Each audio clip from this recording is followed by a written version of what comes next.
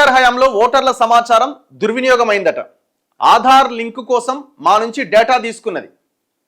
ఆధార్తో లింకు చేయడానికి మా దగ్గర నుంచి డేటా తీసుకున్నారు. 6 ఏళ్ల పాటు సమాచారాన్ని తన గుప్పిట్లో ఉంచుకున్నారు.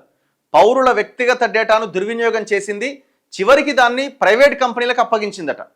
కేంద్ర ఎన్నికల సంఘానికి రాసిన లేఖలో రాష్ట్ర సీఈఓ దీనిపై 2019లోనే ఆంధ్రజ్యోతి కథనాలు ఇచ్చింది. ప్రజల సమాచారం అంతా పోసిడెక్స్ అనే కంపెనీ చేతుల్లోకి పోయిందట. అప్పట్లో ఖండించిన సర్కార్ ఇప్పుడు నిజమని నిర్ధారణ అయిందట. 2018 అసెంబ్లీ ఎన్నికల్లో రాజకీయ లబ్ధికి వినియోగించుకున్నారట.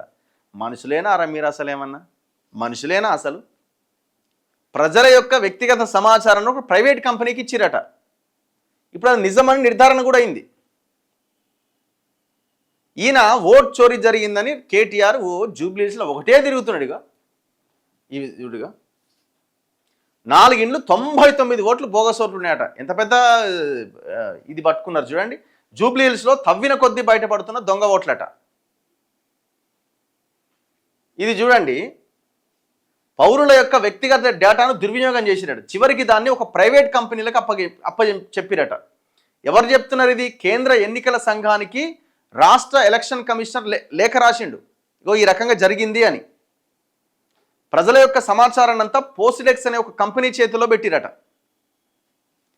కేసీఆర్ హయాంలో రాష్ట్ర ప్రభుత్వం ఓటర్ల జాబితాను చేజిక్కించుకొని ప్రభుత్వ పథకాల కోసం దాన్ని దుర్వినియోగం చేసిందని ఎన్నికల ప్రధానాధికారి సి సుదర్శన్ రెడ్డి కేంద్ర ఎన్నికల సంఘానికి తెలిపారు. రాష్ట్ర వ్యాప్తంగా 2,16,000 మంది పెన్షన్దారులను అప్పటి రాష్ట్ర ప్రభుత్వం ముఖ గుర్తింపు ద్వారా ఎంపిక చేసింది. వారి ఫోటోలు, చిరునామా తదితర వివరాలు దుర్వినియోగం చేసింది. ఈ మేరకు సిఈసికి ఇటీవల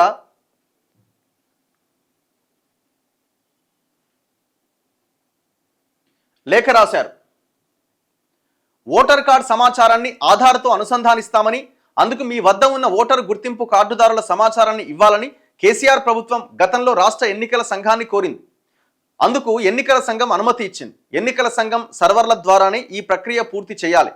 కానీ నిబంధనలకు విరుద్ధంగా ఐటీ శాఖ తన సర్వర్లను ఇందుకు ఉపయోగించింది. దాంతో సమాచారం మొత్తం రాష్ట్ర ప్రభుత్వ గుప్పిట్లోకి వెళ్ళిపోయింది. 2015 నుంచి జూలై 2021 వరకు ఎన్నికల సంఘం వద్ద ఉన్న రాష్ట్ర పౌరుల ఓటరు కార్డు సమాచారం అంతా రాష్ట్ర ప్రభుత్వం దగ్గరనే ఉన్నది. తర్వాత ఆ సమాచారాన్ని వినియోగించవద్దని ఎన్నికల సంఘం ఆదేశించింది. ఇచ్చిన అనుమతిని రద్దు చేసింది.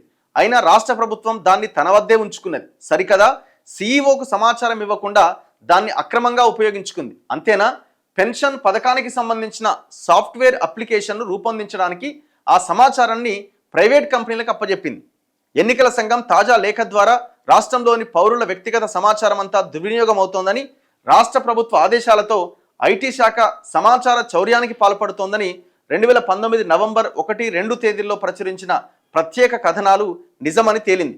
ఎంతో భద్రంగా ఉంచాల్సిన ప్రజల సమాచారాన్ని అప్పట్లో ప్రభుత్వం నిబంధనలకు విరుద్ధంగా పోసిడెక్స్ అనే ప్రైవేట్ కంపెనీకి అప్పగించిందని, ఆ కంపెనీ అప్పట్లో మీ సేవా కమిషనర్గా చేసిన గౌరవెల్లి వెంకటేశ్వర్లు కుటుంబ సభ్యులదే అని ఆధారాలతో సహా కుండబద్దలు కొట్టింది.